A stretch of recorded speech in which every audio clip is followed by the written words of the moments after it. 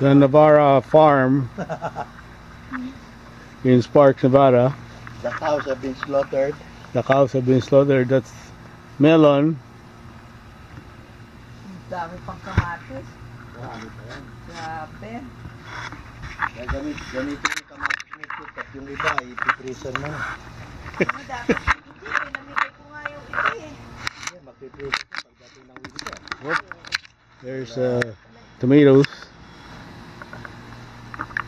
corn. Ganda, no? Ano naman yun? Leeks? Onion.